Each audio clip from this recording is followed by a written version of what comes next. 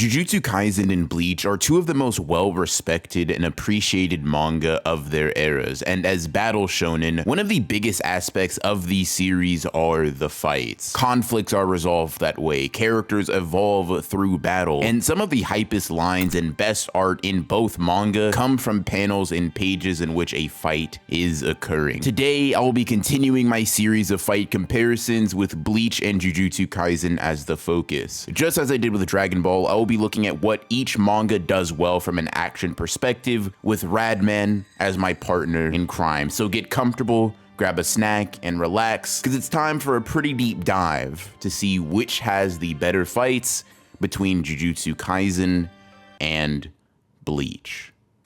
So just to dive right into the comparison, how do you feel like the visuals and the art kind of compare between JJK and Bleach? Because I think that's like a very broad topic, and Bleach and JJK are extremely different in their approach, not only to art in general, but specifically to how they depict fights, the choreography, what they decide to focus on, things that I think are really important to overall how we as the audience perceive the conflicts and combat going down between characters. So Radman, just to start with you, you're the Bleach guy. Let me pick your brain a little bit. How you feel about Bleach fights comparing to JJK in that department? Yeah, it's a very interesting question, because I think you got two very, very different approaches, down to the art style, down to what they focus on. Like you said, you listed quite a few things already, so no need for me to repeat them. But yeah, I think you've got very different priorities. With Kubo, you've got a big emphasis on character design, character expressions. He draws a lot of panels of close-ups of their eyes. He tries to make things look visually cinematic, whereas you got the more grittier, down and dirty approach with JJK. You've got the more chicken scratch art, not derogatory, but like in a good way. You've got the more messier line art. You've got like a more grittier art style, and you've got a bigger focus on choreography. I think that's a big distinction between the two. Some Bleach fights have great choreography, like you've got Yoruichi versus Soifon, you've got Ichigo versus Grimmjow. In a few of their fights, there's some fantastic choreography there. But generally, Kubo doesn't focus on choreography as much as many of his contemporaries. And I think Gege is big on choreography, like hand-to-hand. You've got Yuji versus Choso, like very deliberate choreography. Like, the best way I can put this is Gege watches a lot of action movies, whereas Kubo, he has a very different approach, I think. Yeah, no, I entirely agree. A sort of thought that came into my mind as I was looking at some Bleach panels and comparing them to the JJK one specifically in fights is that Kubo often is trying to capture, like, and not to sound corny, right, but like the soul of the characters or like their internal conflicts a lot more than I think Gege is. Not to say that he isn't attempting to do that. I think you could see things like that in Yuji versus Mahito, both fights, honestly. Gojo versus Sukuna, like things of that nature, I think do capture sort of the feelings and all of the emotions wrapped up in all of the fights and conflicts through the action. But I feel like Kubo definitely thinks about two things primarily when he's like solely depicting the fights visually. One is how the characters are going to feel, and he's just going to obviously display that. And two, making these like big, almost set piece, like sometimes Bleach fights or Bleach like big moves look like a movie poster as opposed to being it's very theatrical. Yeah, exactly. It's like it's cool. It makes for really cool shots. I think if you were to compare almost any JJK fight spread or like single page shot and panel, you would see that Bleach is just better. Like I hope this isn't a hot take to anybody watching this, but Bleach art I think is more refined. I think Kubo is the better artist in a general sense, but I think when it comes to fights specifically, they do things so differently that it is very much preference based, right? Me personally, I'm big on choreography, right? I love that nitty gritty, getting down to the hands, getting down to like each interaction, which punch goes where, how you're blocking, how you're countering with a kick. And I think Gege, while you may be able to levy some criticisms at him sometimes going too deep into the realm of the messiness, the scratchy lines, the chaotic nature of his art, more often than not, I think it's able to really encapsulate how grimy JJK characters can be in general, right? Like, like Yuji and Choso were really scrapping in a bathroom, right? They were really, they were really getting at it by any means, because JJK fights, not to say that Bleach fights are necessarily elegant, but there is something about Kubo's aesthetic that feels less like a mudslinging fight than some of the ways that, like, especially Yuji fights. Yuji fights almost always get really, really gritty, right? He's throwing things at his opponents. In the recent chapters of the Gojo versus Sukuna fight, he's spitting blood. Like, he's doing all these things to win by any means in a way that I think Kubo makes these characters larger than life, right? He's focused on creating these very impactful, very potent imagery. An example is like Ichigo's first display of Bankai, right? Like, yeah. I think in terms of revealing an ability, maybe with a few exceptions, there are very few spreads in JJK that I'm like, I have to sit back in my chair and be like, wow, that was genuinely impressive. That was a marvelous spread. I can only think of one. I like Sukuna's domain expansion is the one that comes to mind for me, where it's got that same kind of level of impact visually in terms of the shot. But it's interesting that you bring that up, right? Because if I had to think of an analogy on the spot, this might be a terrible analogy, so my bad. But it's kind of like, you know how people levy criticism at Pierrot Anime for being shot merchants? Like, they have so many good shots, but in terms of fluidity, in terms of animation, it's not as great as it could be. So I think it's one of those ones where, like, Bleach's manga is less animated. The fights are less animated and it's more static in its presentation. Like, you get still shots of the characters' faces. And I think that even ties into the power system and the nature of the combat. Like, in JJK, you have a lot of people throwing hands. In Bleach, you don't have much of that. You have more big power beams, and it does get, Dragon Ball-esque with people just throwing nukes at each other at times.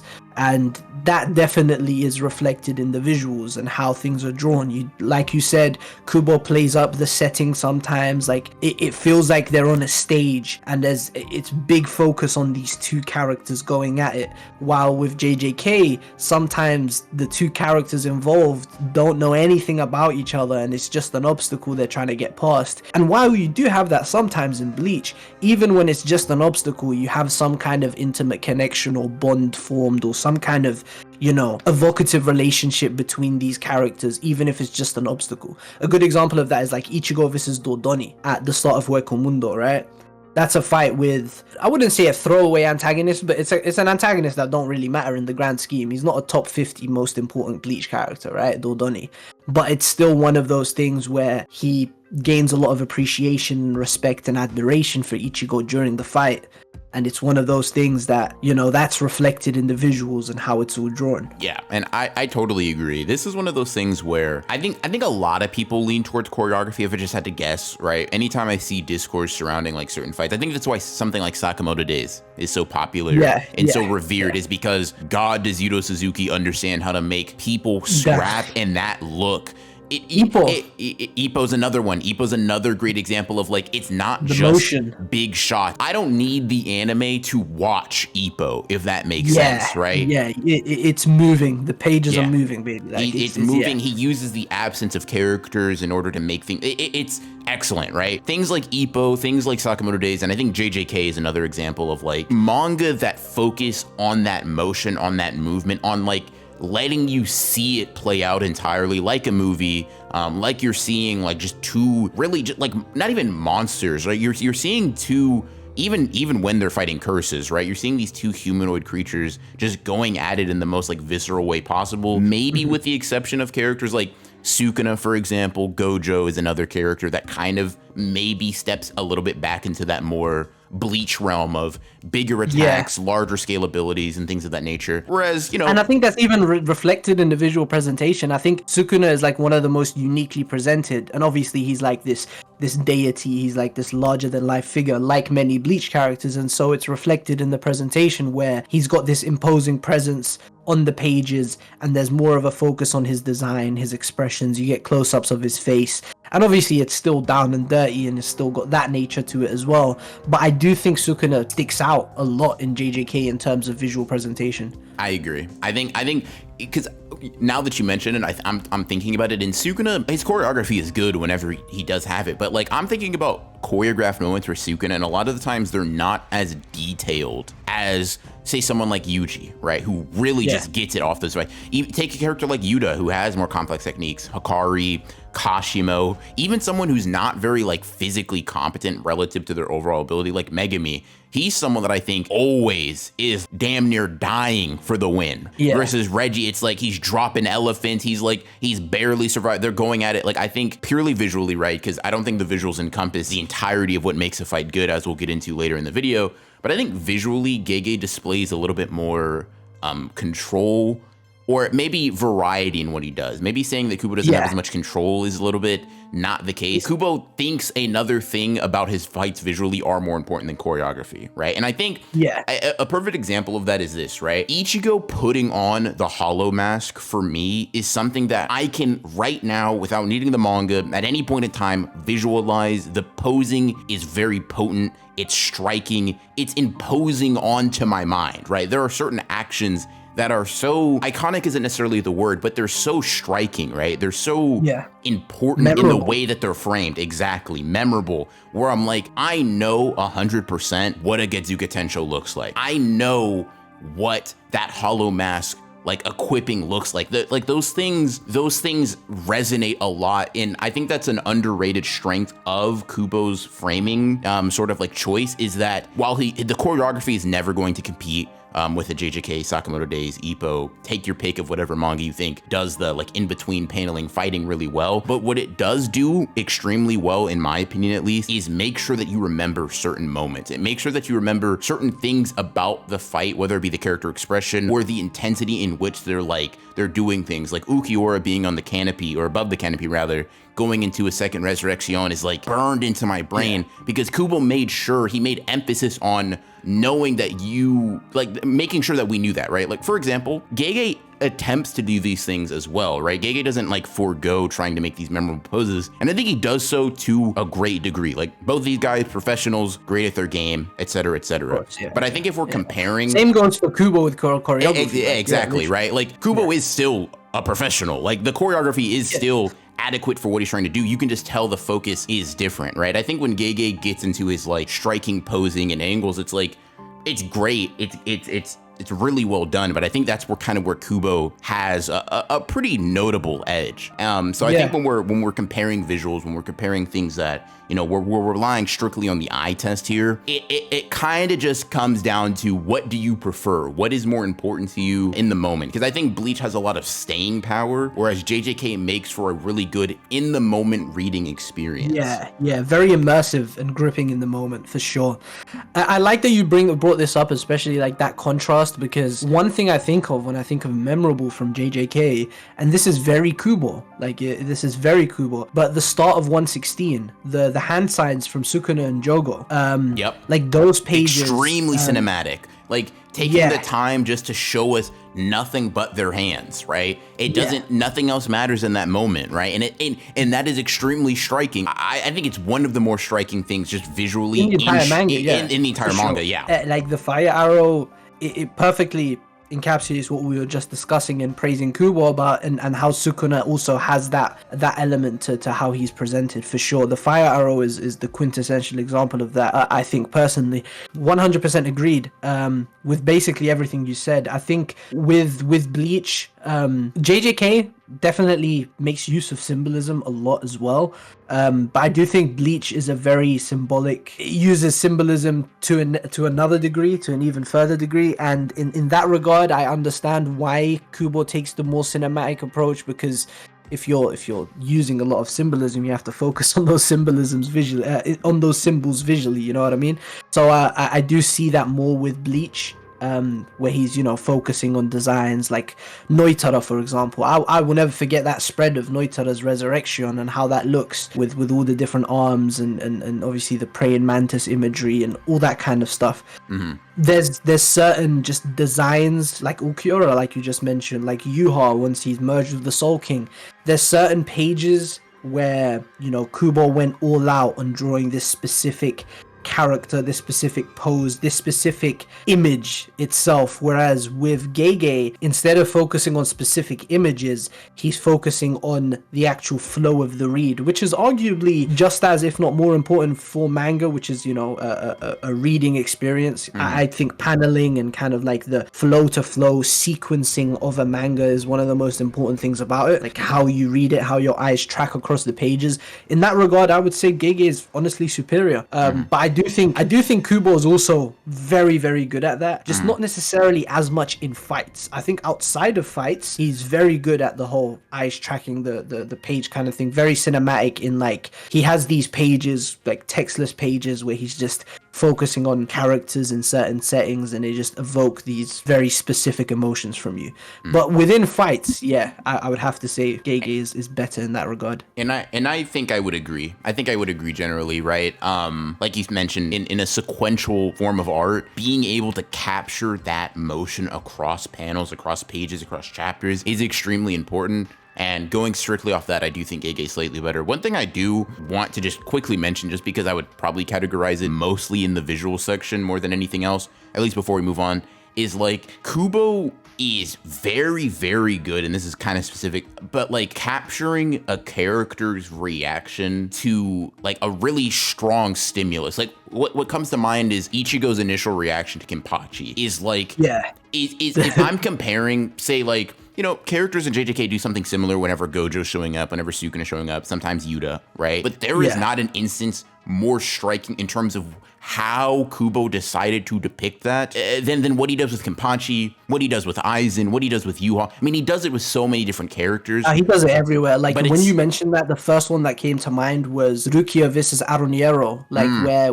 Aroniero mentions Kaien, and there's just this full page of Rukia screaming at him when she, like, obviously realizes it's not Kaien, and it's, you know, reacting to a stimulus. Amazing facial expression there, and obviously that ties into the visual component of it. It's interesting because now that you bring this up, and I think that's probably a great segue into the other aspects of fights we're going to be talking about, but it's interesting because the visuals obviously have to complement the fight itself, and the approach to fights is very, very different, of course, between JJK and Bleach.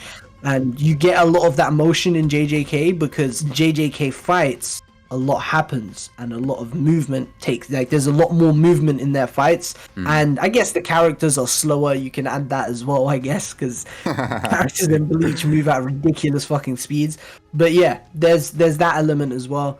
But I think it's interesting to think about for sure. I think it honestly speaks to the overall approach. Like you mentioned, like each individual shot, each individual frame in JJK is less important. Like, to use the fire arrow Sukuna used versus Mahoraga, I could almost see Kubo giving that moment like 3 different double page spreads, whereas Gege encompasses the entire creation and launching of the fire arrow in one spread. It looks amazing. Like, I'm not complaining. It entirely works for what Gege is doing. It speaks to a different presentation style altogether. And I think that's because Kubo often, as we've kind of already hinted at, prioritizes the emotional aspect of fights, in my opinion, quite a bit more than Gege does. I don't think Bleach or JJK are necessarily tearjerkers. They have some moments where I'm like, I get emotional about certain things, especially on revisiting them paired with like animation and voice acting and whatnot. But generally, I don't consider them tearjerkers. But I think there is something about Kubo's specific depiction that is more authentic, more genuine. I'm trying to find the right word for it, but it's like, it's more evocative. Like, exactly. Yeah.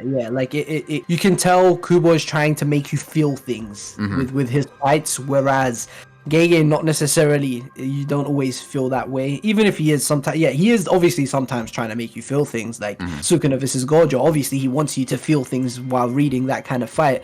But generally speaking, I definitely get what you're saying. Yeah, and I think Kubo has a much bigger emphasis on character and thematic work during his fights. Whereas with JJK, while those things are obviously very, very, very important and present, there is, you know, I think it's a much more plot heavy series, JJK, where there's shit needs to happen and they're trying to get to a certain place, or they're trying to get somewhere. Whereas with Bleach, you have a lot of these intimate moments between these characters who just met a lot of the time. Like, you have, you know, Noitara and Kenpachi. I mean, that's, I wouldn't say It's that's very dramatic. right. I think that's Yeah, a good but word. it's like, very dramatic. Yes, Yeah, and great it's word. Yeah, not in a bad way. Like I'm singing its praises here, right? It's very like I think intimate is a good word, because even though Kenpachi and Noitora are not, like, first of all, innately intimate characters in their presentation style at all, but like I would even say the interactions they have. I actually saw a comparison between what Kenpachi says to Noitora after beating him and what Sukuna says to Gojo, right? Like, you were magnificent. Yeah. And it's like, they're actually similar. Think about the difference in those fights relative to their narrative. Kenpachi versus Noitora isn't a throwaway fight. It's an important part of Noitora's conclusion. It's an important part of Kenpachi's overall character, but it's not Gojo versus Sukuna levels of important. But because Kubo is a different type of writer, he prioritizes different things. I think that you kind of understand that Kubo is willing to go certain places. He's almost not even just willing, he will almost all the time go that extra mile for that closeness between characters, for a little bit of closure almost, even if the ending is bittersweet. You mentioned the Dordoni fight, right? And I was thinking, like, what would be the JJK equivalent of that? And what really popped into my mind is like, okay, kind of like irrelevant villain or antagonist that is kind of like a stopgap for the character trying to fight the main antagonist of that arc, right? And I'm like, Grasshopper? That's exactly what I was thinking. Oh my God. And it's like the fact that, first of all, God, Gege, you're something, man. You really like, you're something, man. I made a video on Gege's inspirations, man, but he's a funny guy in that regard. He's a real funny guy. But I just think about, like, the grasshopper is played up as a joke, and Dordoni is too, but like... leave your chocolate sweetness behind. Exactly, here, like, and I'm like... the whole idea of him helping his enemy, with Nell healing him, and obviously having to become a monster, setting up the Grimjaw fights, the Okiura fights, the Vastal Lord, like, he's a minor character, but you can see what his role is in the bigger picture. And I think even one of, like, JJK's, like, best narrative conclusions, like Yuji in his I'm You speech to Mahito, is you can kind of see a level of difference in there, because what that builds up to for Ichigo respectively in his own series, I think it's much more of a slow burn. And this is something that kind of Bleach just gets the leg up on, because it's such a broader and deeper series, not in terms of, like, importance. I'm not bringing out the Twitter arguments, but in terms of length, in terms of scope, Bleach has so much more material to convey. So it's like it can spend 5-10 chapters just on Ichigo becoming, like, more acquainted with that, like, that hollow side, becoming more acquainted with that monster, quote unquote, that Ukiura tries to bring out, that Dordoni tries to encourage, that Grimjaw looks for. Whereas Yuji he arrives to that conclusion with Mahito within the span of one fight. Ichigo does that over the span of multiple, and it leads to a conclusion that, for better or for worse, right? I'm not going to make a total judgment call here. You know, I think that'll kind of depend on what type of reader you are, but I think it makes for those, like, words we've been reiterating, very impactful conclusions, right? These are things that feel a little bit more intense, like whatever feeling that you think. Like I think JJK is good at evoking feelings a lot, but a lot of those times those feelings are very simplistic. They're like, they're hype, they're excitement, they're elation. Whereas I think Kubo is willing to go a little bit. He's willing to give you emotions you don't fully understand. Exactly. Like why? He's asking a lot of questions and stuff. He can do the hype, right? He's really, really good at hyping up a character, right? Kenpachi is the perfect example of that. But he's also willing to give you, like, the heart, right? He's also willing to give you, like, and I mean that figuratively, but I also mean that in terms of, like, an actual chapter in which Ukiura is fading away, and you're kind of just confused on how you should feel. And JJK sometimes has instances like that, but very often I feel like, in terms of emotional complexity, at least evoked specifically through the fights, I think some JJK dialogue can maybe compete outside of the scope of fights. But within how it's depicted, within the scope of whatever battle is going on, I do think Kubo, in a very similar way to Gege with choreography, kind of just has the leg up on him. I think Kubo, just due to the way he prioritizes writing, is able to evoke those emotions much, much easier. Yeah. I agree. Of course. Like, there's so many examples. I mean, I do like Bleach a lot more than I like Jujutsu Kaisen, so there is a little bit of bias from me there, of course. But in general, while JJK fights are very interesting for me to think about in all the things they bring to the table, like how the power system works and how it informs the characters, and I think JJK is very interesting to think about and to discuss, and in all the things it brings to the table. But with Bleach, there's that element where I think it's very interesting to think about. But it's also, I do feel a lot more emotionally moved by the fights than I do in JJK, which I think are more entertaining in other ways. I don't think they hit me on an emotional level just as much. And there's a lot of reasons for that, because you can very well make the argument that that's not what Gege is going for. Just reading JJK, that don't, like, it's not his priority in the same way it is for Kubo and Bleach. Like with Bleach, that's what Kubo's going for, you know, like his entire, you know, artistic philosophy of not drawing backgrounds is because he wants to focus on the heart of his characters, you know. That's his approach to art. That's his purpose with Bleach. Exactly, yeah. And then with JJK, you've got whatever the fuck Gege whatever the fuck Gege wants to write, you know? Yeah, and I say this, like, even as someone that is, I think, more attached to JJK characters, like, I mean, I talk about JJK so often, right? It's inevitable for me that I've grown more familiar with JJK characters. I feel like there's a little bit of, like, closeness in the way I feel about the writing.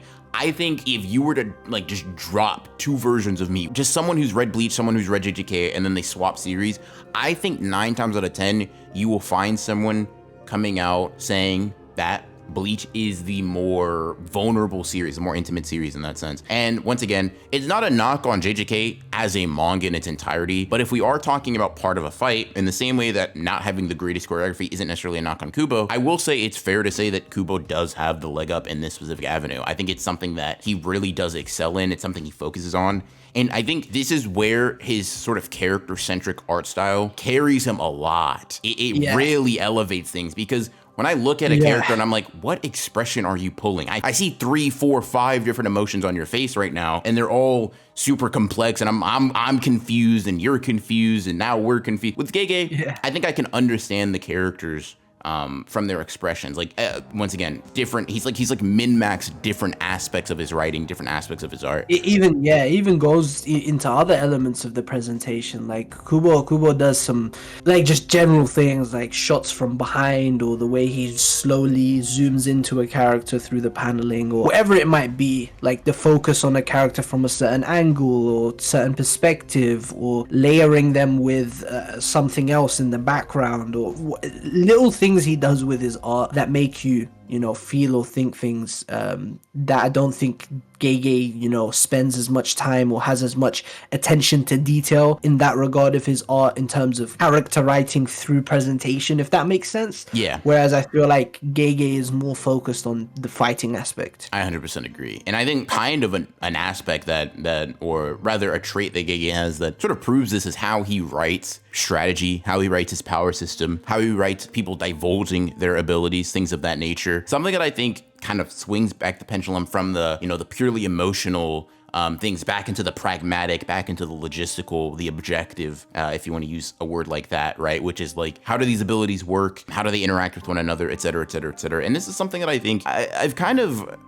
Cursed energy and cursed techniques as a power system is something that I've gone through like a lot of cycles and like different perspectives and opinions on, in terms of how I feel about it. But as of right now, at least, I feel that cursed energy is like a through and through, like really well done, well handled set of abilities. It allows for a lot of variety.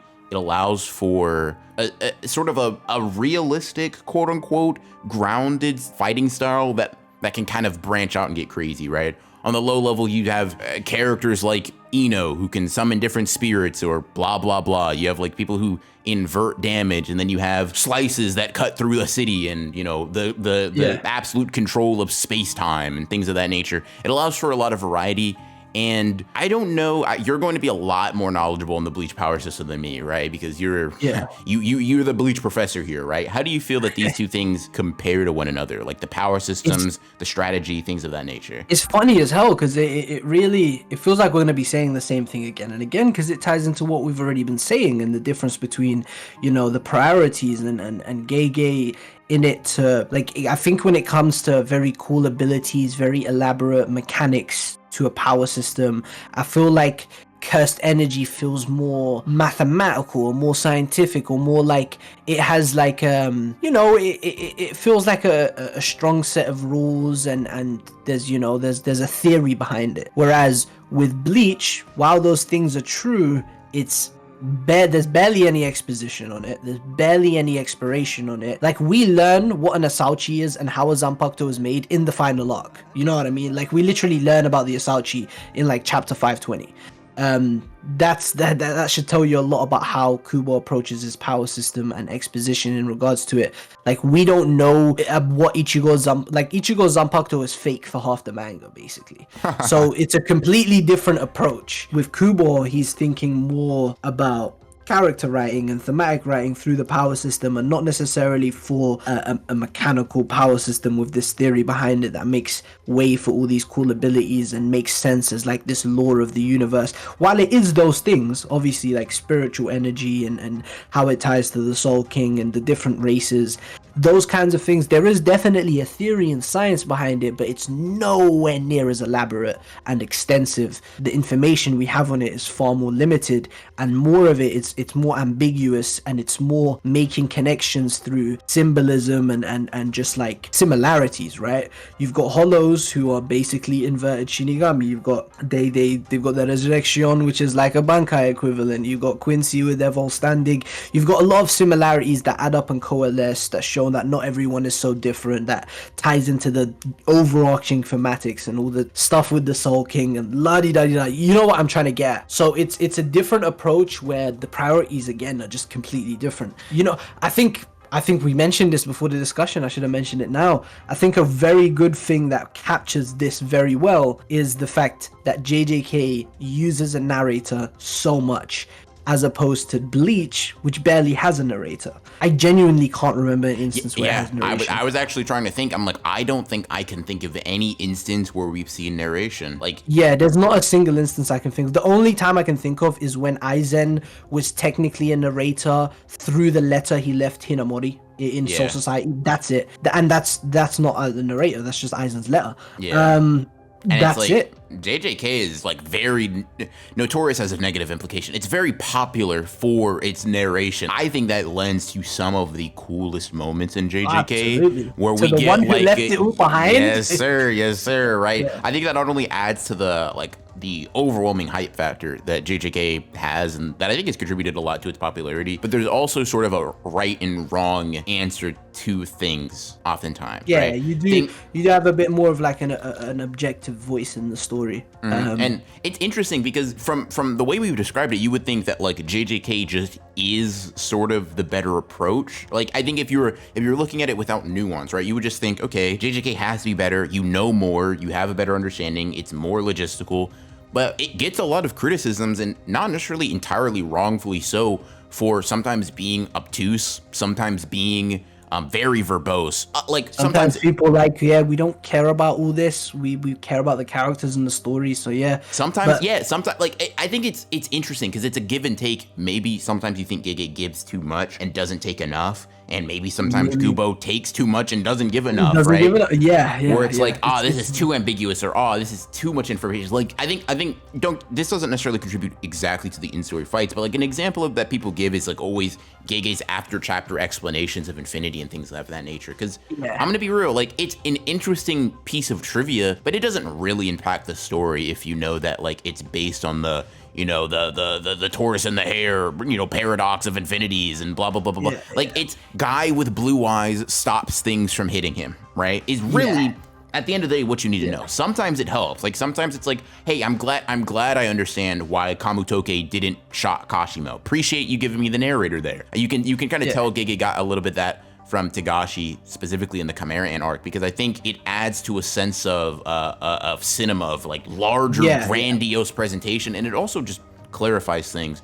But depending on your temperament, sometimes you may think Gege spams that a little bit too much. I think it is interesting though to see that sort of dichotomy, right? Because you'll get it for things that aren't even ambiguous or like hard to parse, right? You'll see you'll see it in like the grasshopper fight, right? It'll be like 2 arms versus 4 arms, and it'll be like the grasshopper was trying to trick Yuji, but he didn't fall for it. Obviously, it says it in a much cooler way that I'm describing it now, but it's sort of like it's the seasoning onto the meal we already had. It isn't necessary for us to have it though. Kubo sort of goes the entire opposite approach, bro. Y'all figure it out. He wants you to feel that with the art. He wants the art to speak for itself. It's interesting because Kishimoto was all of Naruto, man. I can only think of a few Naruto narration sections. Kishimoto Naruto doesn't have that much narration, and I think it's very interesting for battle shonen mangaka to choose not to have this free tool, which just makes your life a lot easier.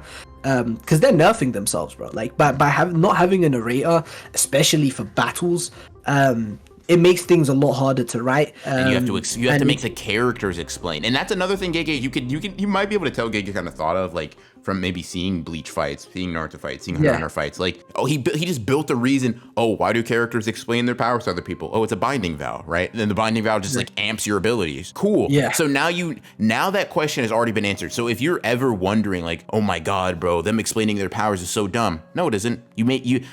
Deciding to reveal your powers is it's like a universal binding vow, bro. Yeah, appreciate it. Yeah. With Bleach, it's sort of it's it's one of my little favorite mechanics of the power system. It's just it's just a nice quality of life thing. You don't think about it all that often. Like, it adds to a little bit of realism, a little bit of like, that very makes intuitive. Sense. It just meshes in with the power system so well, and it's fair. Like everyone has access to this. You know what I mean? It's equal grounds. It's cool because Gege can he can inform you on what type of character you're dealing with depending on like whether or not they decide to do so. Toto manipulates it. He's like, yeah, no, he gets the binding vow. Yeah, Boogie Woogie allows me to switch places, but he leaves out key information, like under the guise that Hanami's under the assumption that, oh, well, he revealed his technique. Obviously, that's all there is to it. He got the binding vow, etc., etc. Leaves out information, allows it for an extra like sneak hit, the con artistry, if you will, that sorcerers are known for. You get to see what type of what type of people are. Sukuna being like, nah, I'm not gonna cheat by revealing my hand here. I don't need whatever amp I would get from explaining my ability to you. It's more fun to just fight you straight up. It allows for not only realism, but it's now informing us on what type of character wild card as well. Exactly. Yeah, it's so many things at once. It can give you character information. It can add some realism, and it's a bit of a wild card to a fight. Like a character can pull that out if they want to or if they need to, whenever.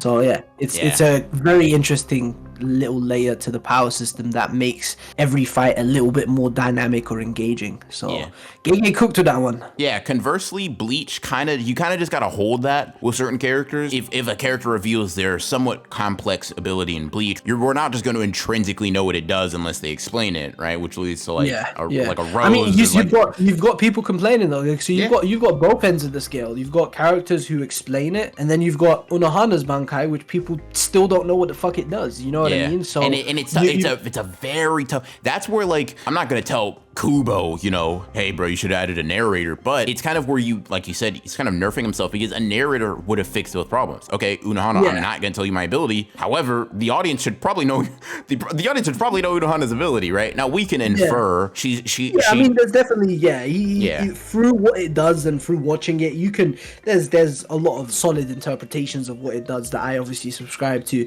but it's one of those things where you don't know because it hasn't been stated verbatim. And I will say, like, when characters do make mention of it, it sounds like Yamamoto with his Bankai, or Aizen talking about like Kyoka, so we get to it. Does let you know that the character is supremely confident that no matter you knowing it has no effect on the outcome of the fight, which just adds to some cool factors. It's used well most of the time. Like I can count on one hand, not even one hand. There's like 2 instances in the story that pop up to me where I'm like, this was kind of it could have been done better. Like Rose revealing it to Mask, and then Mask piercing his ears, and then his Bankai stops working. Like that's a good example. I think that one's funny because it's just like, dude, you literally just had to shut up, bro. Like you just had to be quiet, man. You would have cooked. The thing is, with how rare that is in Bleach, personally, like I do think it's very rare for characters to reveal their powers and then for that to backfire. With how rare it is, I kind of like the fact that we have 1 or 2 of it, because like if you kind of want to show that, right, you want kind of if you have characters explaining their abilities, you're gonna want to have one backfire at least once. There would be people criticizing the fact that never happened if it didn't. No one took advantage of the fact they knew the abilities. It's like exactly, like no one's ever gonna be happy completely with these series, man. I clocked that a long time ago, bro. 100%. But I do think it's interesting just to note sort of like entire differences that people have when it comes to very interesting, like comparatively, especially like JJK Bleach side by side. Yeah, honestly, I mean, I think we kind of covered a lot. Like we went over the visuals, went over like character work, kind of themes, emotions, power system, and things of that nature. I guess all that's left, trying to be in line with the structure of the video would be like how fights conclude. A big thing that kind of came up in the Dragon Ball versus JJK sort of like fight comparison video I did with Six a while ago was like, I think JJK sometimes lacks a sense of catharsis in the endings of fights. Like a big one, in my opinion, is Yuji and Toto versus Mahito, right? Don't get me wrong, I'm Muse Speech, very cathartic, like very, very good to see. Anybody that was a Yuji fan, hell, anybody that just didn't like Mahito was like jumping up and down in their chair, right? But it's like, it's sort of Kenjaku shows up and steals that. Exactly. Yeah. It's like, it's very weird. It's not necessarily bad. It's not a criticism per se. It's just an observation. It's like it's an oddity. It's wow, I mean, Mahito was the mid-game antagonist, right? Like he was Yuji's, like, aside from Sukuna, that's his enemy, bro. Yuji hates that guy. And for it to kind of just get not just stolen, but so like casually taken from Kenjaku, so blasé. He doesn't care. It's like nothing. Like, oh, Mahito, hey, you want me to help you? Here, let me help you. Yeah. And then that happens. Yeah. Like, can you just imagine, right? Like Ukiyoshi is about to get cooked. Aizen pulls up. Nah, I got you, bro. Come on, let's get you out of here. There's so many examples of this, like in JJK. I mean, this doesn't. I was thinking Yuji Higuruma kind of counts, but like not really. It's not that they're not conclusive, but they conclude strangely. Like even take Megumi versus Reggie, right? He kills him. He's a con artist, but it ends with Megumi not being triumphant, but passing out in a back alley. And Reggie Loki went out with a dub because he was spitting, bro. Yeah, bro. Listen, man. Your boy is getting toyed with by fate, he's toyed with by fate, bro. Like let's just call a spade, bro. Reggie's curse, that shit went through. It went through, bro. Like I can't even say nothing. Yeah, exactly, bro. And it's like some fights have that sort of catharsis. Right, like Yuta and Sendai has that sort of catharsis for sure. It kind of has that conclusive ending. Sometimes it's just somewhat straight. Like even take Gojo versus Sukuna, right? Has a conclusive ending. Honestly, I'd say Hakari Kashimo, kind of for me personally, at least, I mean, it's conclusive, but even then, it's like you don't feel like it's not that particular fight is over. But it's like there's something maybe wanting. It's just you just want a further display, I guess, because he immediately if Kashimo did not have the technique dangled in front of us, then it would have been conclusive. It would have just been Hikari beat Kashimo straight up, no ifs, ands, or buts about it. But then Gege, and I don't think it's a bad decision, but it's just once again interesting in his style. He just dangles but I got a technique though that I can only use once that I'm only gonna use for Sukuna. So then the door was just closed, bro opens it back up and says, nah, walk with me for a second, in a way that I think is interesting. And I mean, shoot, Gojo versus Sukuna concludes, right? I think it has a hot take. I think the conclusion is actually pretty good, at least on Gojo's character writing end, right? I think it was good. Me and Radman made a very long analyses on the fight. You guys can check that out at your own leisure. But even that, the chapter in which that happens, Kashimo's immediately pulling up. Yeah, he pulled up. Great point. He just. The god of lightning is here. I think honestly, like, I like that you brought this up because, again, like I said for the last fucking point, and it ties into just everything we've been talking. It's completely different approaches. With JJK, you've got everyone is like this cog, and the machine just has to keep running. Like a fight ends, cool, straight onto the next. No breathing room. Gojo, the closest thing to a main character besides Yuji in the story, and he just died, and you've just got Yuta, Yuji, I think it's Yuta and Maki in the panel, preparing to join in. Yeah. You've got Kashimo already on the scene, and it's like, there's in this story, and it's a big point of the story. There's no breathing room. There's no time for breaks. No time for rest. It's just keep going, or we're all dead. Mm-hmm. And I think that obviously has it's not necessarily drawbacks, but that's not gonna be to everyone's tastes, and that's always gonna be risky storytelling. That's always gonna it's always gonna be controversial, right? 100%. And I honestly do think you can't maximize one aspect of your writing style without pulling back on the other, or in exchange for getting this one thing in excess, right? Really honing in on it, and I think making that aspect particularly good. I do think that there's some drawbacks. Like some people want that breathing room, right? Some people want that sort of like. But I think it's interesting. It's super interesting because in quite Shibuya, literally impossible. You're right though. It is quite literally impossible because you're always gonna. There's gonna be people who, when you have those slice of life, little cool interactions between these protagonists that people are begging for JJK. If we were getting that shit, I guarantee you, a lot of people would be saying, "Oh boy, get to the fights. I'm tired of this. We don't want this." Like MHA spends a whole lot of time on Class A and Class 1A and it's on those characters. And we see how people talk about the Culture Festival. We see how people talk about those arcs. But I mean, you know what I mean? You can even use a JJK example. Granted, right? Maybe the problem is with the character having this moment and not like the moment itself. But take Takaba, bro. We got 2 chapters like flashing back for Takaba or like focusing on his character a lot. People were bored out of their mind. Like, listen, bro, I don't even care for Takaba all that much, but I was like, listen, this is literally what I want, just generally speaking. I cannot be mad that Gege did the thing. I'm not mad that Gege did the thing I wanted. Like, yes, bro. And it's sort of, but I think there's going to be a non-zero group of people that are just like, some people are just, if it's not fights, I'm not interested. Some people are like, damn, bro, can we get something else besides fights? And it creates this interesting, like, sometimes the way Gege will write will sort of align with both people. Like, take Shibuya, for example, right? Everybody basically loves Shibuya if you're a JJK fan. And that's, when you think about it, just back-to-back fights. But people felt, myself included, honestly, people felt differently about the Culling game, which is literally just back-to-back fights, right? Like in Shibuya, it's, okay, fight the grasshopper. Okay, now Gojo's fighting in Shibuya. Oh, okay, now he's sealed. Okay, now we're fighting Awasaka. Now we're fighting Dagon. Now we're fighting Jogo. Now we're fighting Hanami. It's so many different things. It's a whole Shibuya versus Culling games thing could be an hour and a half discussion on its own. I'm not gonna lie, so I won't get too far into that. But it just does speak to a sort of preference that Gege seems to have stylistically, that you're either gonna like or not. Like it's one of those things that I think you can grow to appreciate it more. But I do think that there's something somewhat intrinsic about like just preferring a style of storytelling. Bleach, being sort of in that era of significantly longer running shonen, just benefits, if you're the type of person that likes that stuff, benefits from giving those characters more time in the oven. Granted, Bleach is kind of known for a little bit of its like side character bloat a little bit, but I think for the primary characters specifically, you can't really say that there's not a lot of character, emotion, impact, intimacy riding on each individual fight. I agree with that. I think it's very interesting that we're talking about these 2 series though.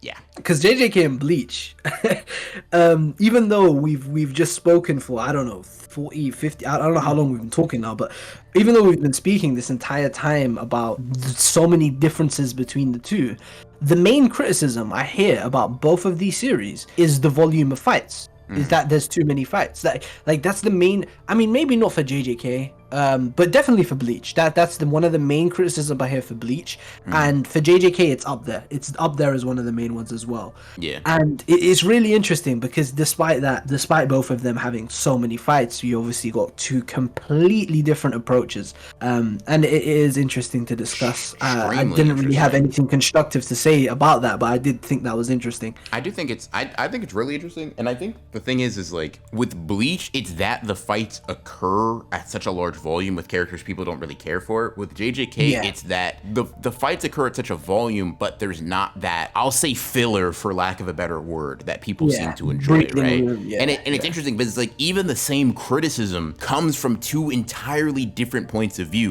Bleach and JJK, I'm gonna be honest, even though Gege has taken so much from Bleach, like he's just such a big Kubo fan, you couldn't find very many manga that approach the art of fighting in different ways. And I think when we compare peaks alone, like I would say JJK by nature of maybe picking and choosing its battles a little bit more, probably maybe has a better average, right? I think there are a lot of, even as a pretty stout or devout Bleach fan, I'm like, there are some fights that I'm like, hey, bro, I need to see this one. I don't. Yeah. This Quincy, bro. I'm not moved. I'm not moved. This Arrancar, I'm not moved. Right? It is what it is. But like, I think Ichigo versus Byakuya and Ichigo versus Ukiura, kind of just like you mentioned before we even started recording, fights like those are just they transcend a lot of what you're able to convey strictly through visuals, strictly through the objective, strictly through like the things that are